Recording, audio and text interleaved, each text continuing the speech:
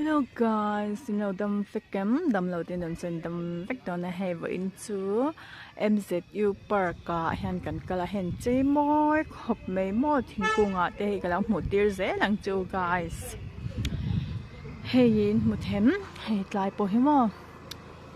tiếng Hàn hay anh là hộp mấy hay xí ra thế mà hay cái là một điều rằng chú hẹn là hộp mấy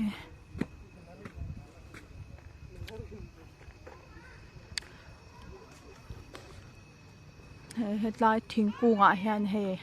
thiên cung chung ở trên cáiนั้นเราติดละฟิกก็มาเห็นเจ๊ขาดฟิกอะเฮอโมยเวรุครบไม่เฮทิ้งกุ้งสองอาทิตย์หันเราติดละ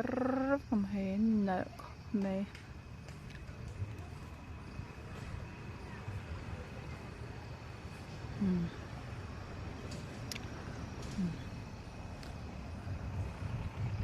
ซอสลายส่วนหันเต็นผ่านเราละเมกะซอกันเราหวังจะโอกาสกันกัดสักฟิติงอันเราช็อกมาอันนี้อินท่าเราหลักสักโมเฮเราช็อกมันจะได้ให้ตาหันอันก็จะเนี่ยให้ทานเราละเมกะกุรุล่ะโอ้ยกัดตัวบุลล่ะCome on, Sira, hand chula, dingla. Isreba. Ona ta.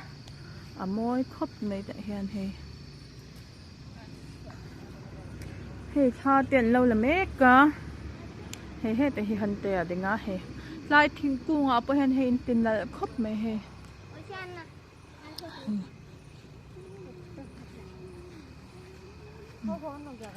Khop này. Tí zong anh nè, in giờ vai in ba bài u.